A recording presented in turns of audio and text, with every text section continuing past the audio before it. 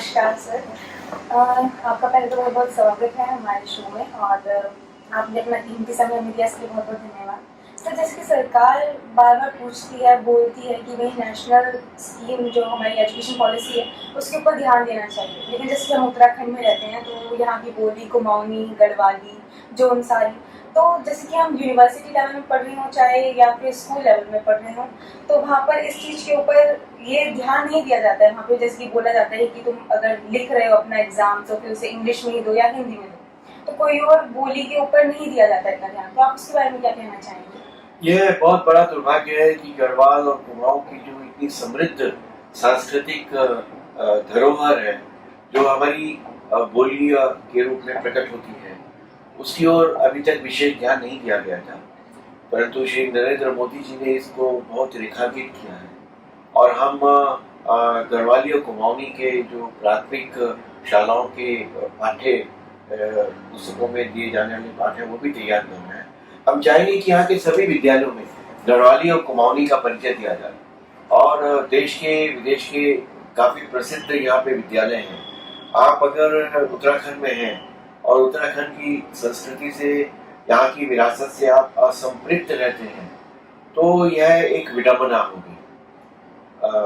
नई शिक्षा नीति में इस पर जोर दिया गया है, जैसे मैथिली है, ब्रज है, भोजपुरी है, यहाँ की गढ़वाली है, कुमाऊनी है। गढ़वाली भाषा अकादमी भी है, कुमाऊनी भाषा अकादमी भी है, उनको ज़्यादा इसमें शामिल किया जाना चाहिए। और जो आपने विषय लिया है उसमें मैं समझता हूँ कि एक प्रोजेक्ट बना के हम सरकार को भी दे सकते हैं ताकि उस पर और त्वरा से काम किया जाए। तो उसके लिए किस तरीके से बच्चे जो है अपनी रुचि दिखा सकते हैं, आप कुछ बताएं इसके बारे में? बहुत ही दिलचस्प इसमें पुस्तकों का चयन होना चाहिए, पुस्तकों का निर्माण होना चाहिए। भारत को यहाँ के बौद्धिक जगत ने बहुत असफल किया और अब मोदी युग में जो एक औपनिवेशिक दास मानसिकता से लड़ाई चल रही है उसमें यहाँ के बौद्धिक योद्धाओं की बहुत तीव्रता से आवश्यकता है। यहाँ का बौद्धिक वर्ग अभी तक इसी दास मानसिकता को ही प्रगतिशीलता की निशानी मानता रहा, लेकिन धीरे धीरे इसमें परिवर्तन आना शुरू हुआ। रविंद्रनाथ ठाकुर ने विश्व भारती में पहले बार ये प्रारंभ किया था कि दीक्षांत समारोह भारतीय वेशभूषा, भारतीय परंपरा से हो और वहाँ पे ताली या जिसको कहते हैं पश्चिमी पद्धति से तारीफ करना नहीं है। वहाँ पे अगर कोई वक्ता अच्छा बोल रहा है तो साधु साधु कहा जाता है। वहाँ पे वसंतोत्सव, पहला बैशाख, आषाढ़ का महीना, ये सब मनाए जाते हैं। उत्तराखंड सांस्कृतिक विरासत में समस्त विश्व में एक अनूठा स्थान रखता है। विद्या भूमि है, ज्ञान भूमि है और इसके ज्ञान की प्रभा, यहाँ की रश्मियां समस्त विश्व को आलोकित करती रही है, लेकिन स्वयं उत्तराखंड में दिया तले अंधेरा है जी। और यहाँ उस ज्ञान की रश्मियों का जो प्रकाश होना चाहिए उसकी ओर विशेष ध्यान नहीं दिया गया। हम इस पे एक प्रोजेक्ट बना रहे हैं जिसके अंतर्गत चाहेंगे कि गढ़वाली और कुमाऊनी की जो प्राथमिक बच्चों के लिए रुचिकर पुस्तकें हैं वो पढ़ाई जाए। देहरादून में जो पाठ्य पुस्तकें हैं उनमें गाय दिखाई जाती है जर्सी और मकान दिखाया जाता है लंदन का और बर्मिंघम का और लंकाशायर की वहाँ की जनता को दिखाया जाता है। दिखाया जाना चाहिए कर्णप्रयाग, दिखाया जाना चाहिए कुरुड़, दिखाया जाना चाहिए नौटी, दिखाया जाना चाहिए नंदा देवी के बारे में, नंदा राजात के बारे में, यहाँ के मेलों के बारे में, बेदनी बुग्याल के बारे में, यहाँ की जो भौगोलिक और सांस्कृतिक परंपरा है तो समस्त भारत में किसी से कम नहीं है। उसके पाठ छोटी छोटी पुस्तकों के रूप में दिखाए जाने चाहिए और उसकी हम तैयारी कर रहे हैं। एक हमने समिति भी बनाई है दिल्ली में और धर्मेंद्र प्रधान जी से भी हमने बात की है। तो मैं समझता हूँ कि हम उत्तराखंड में इस दिशा में एक पहल करेंगे और हिमगिरी विश्वविद्यालय के छात्रों को भी, मीडिया के छात्रों को हम उसमें शामिल करना चाहेंगे। सर एक सवाल मैं पूछा था, जैसे आप ये कह रहे थे कि जिसके अंदर हम घर देखते हैं तो अमेरिकन या दुनिया के दूसरे देशों के दिखाए जाते हैं पाठ्य पुस्तकों में। ऐसे एक छोटे बच्चे की किताब में मैंने देखा था जी, जहाँ पर लिखा हुआ था जी मीन्स जेंटलमैन, और जेंटलमैन के साथ वो फोटो लगी हुई थी, एक व्यक्ति है जो कोट पहने हैं, जो टाई लगाए हुए हैं। तो छोटे बच्चे के मस्तिष्क पे गहरा प्रभाव पड़ता है इस चीज का, जब वो देखता है कि उसके पिता किसान है। मुझे लगता है जेंटलमैन ही नहीं हो सकते, क्योंकि उसके गहरे मन पर आघात, इस बात को लेके प्रभाव पड़ गया है, और ये आघात है हमारे सभ्यता के ऊपर। तो कहीं ऐसा नहीं है कि एक विचार जो है जब हमें मैंडेटरी करना चाहिए कि नहीं, हमें अपनी पाठ्य पुस्तकों में बदलाव करना ही अनिवार्य करना चाहिए। रितेश जी, आपने बहुत अच्छी बात की है। और मैकाले ने जब यहाँ के विद्यालयों को समाप्त किया था, उसके पीछे की एकमात्र जो उसकी उद्देशिका थी वो ये थी कि जो कुछ भी आपको मालूम है उसके प्रति आपके मन में एक तिरस्कार और हीनता का बोध पैदा हो जाए। जो कुछ भी आपका अपना है वह छोटा समझा जाए। जो कुछ भी आपकी भाषा, संस्कृति, पठन पाठन, ज्ञान, विज्ञान की परंपरा है उसको शून्य बना दिया जाए, और आपको लगे कि जिन लोगों ने आपको दास बनाया, आप पे अत्याचार किए, आपके ऊपर अनाचार किया, वे वास्तव में आपको सभ्य बनाने वाले हैं। अंग्रेज महान हैं, उन्होंने हमें अंग्रेजी भाषा दी, उन्होंने यहाँ रेलगाड़ियां चलाई, उन्होंने ICS ऑफिसर की, जिसको स्टील फ्रेम कहा जाता है, उन्होंने यहाँ तो जंगली लोग रहते थे। माताएं, जब स्वामी विवेकानंद वहाँ शिकागो में गए तो ईसाई पादरियों ने वहाँ पे पुस्तकें और पोस्टर छापे थे कि उस देश से आते हैं जहाँ की माताएं अपने घर के बच्चे जब होते हैं तो उनके पालन नहीं कर पाती तो मगर बच्चों को खिला देते हैं। ये उस देश से आ रहे हैं जहाँ सांप और सपेरों का होता है, जहाँ रोप ट्रिक होती है, जहाँ ये रस्सी हवा में उड़ाई जाती है, और जहाँ हीदन और पैगन रहते हैं। इतना अपमान किया गया।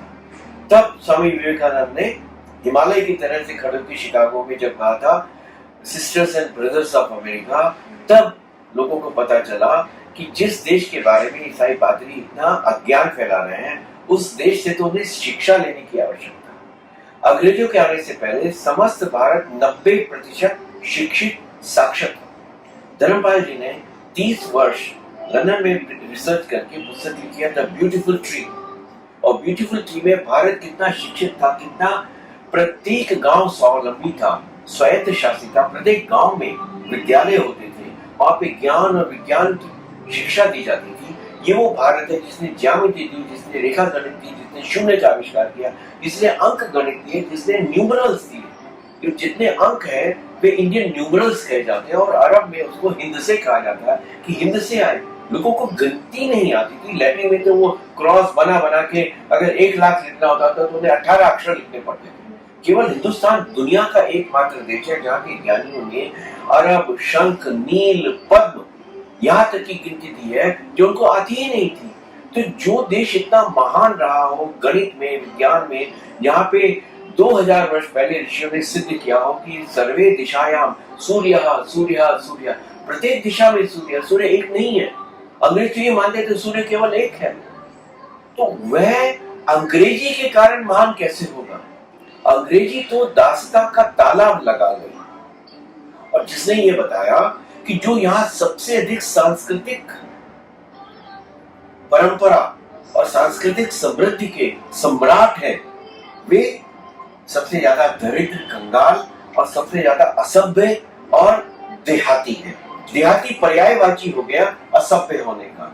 लेकिन मैंने एक बार कहा कि यहाँ गीत किसको आते हैं? गांव वालों को। संगीत किसको आता है? गांव वालों को। रंगोली बनानी, त्योहारों पे किस प्रकार का त्योहार करना, कौन से रंग लगाने किसको आता है? गांव वालों को आता है। परंपरा किसको आती है? गांव वालों को आती है।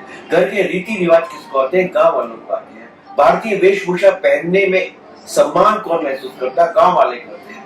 मिट्टी की सुगंध किसके पास है? जो मिट्टी को देख के पता चल जाता है कि उसमें उर्वरा है कि नहीं है, वो गांव वाले जानते हैं। गांव वालों को ही अपने गीत मालूम है। शहर अंग्रेजी जानने वालों का है तो उनके पास क्या है? गीत के नाम पर बॉलीवुड है, संस्कृति के नाम पे बॉलीवुड है, वेशभूषा के नाम पे लंदन और जर्मनी की एक फुहर नकल है, और परंपरा के नाम पे केवल उनके पास पश्चिमी देशों का क्रिसमस या कोई ट्री लगा देंगे या आपका डिस्को कर देंगे, इसके अलावा कुछ आता नहीं है। जिनके पास न परंपरा है, न संस्कृति है, न रीति रिवाज है, न अपना गीत है, न अपना संगीत है, न अपना नृत्य है, वे पढ़े लिखे और सभ्य मान लिए गए।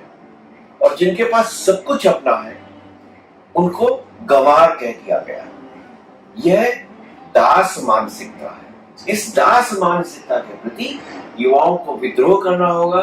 जो काम विवेकानंद ने प्रारंभ किया था वो हमें अभी करना है, और ये नरेंद्र मोदी कर रहे हैं। जो आपने देखा, जनपद को कर्तव्य पथ उन्होंने किया, सुहेल देव का उन्होंने किया, नेवल का उन्होंने इंसिग्निया बदला, और शिवाजी की जो अष्टमुद्रा है इससे लेकर किया। वरना तो नेवी का जो प्रतीक चिन्ह था वह क्रॉस था, क्रिश्चियन क्रॉस, जो क्रॉस ऑफ जॉर्ज जिसको बोलते हैं। और अभी भी कुमाऊं रेजिमेंट का जो आप देखेंगे जो प्रतीक चिन्ह है वो एक शेर है, जो लंदन का शेर है, उसके हाथ में क्रिश्चियन चर्च का क्रॉस बना हुआ है।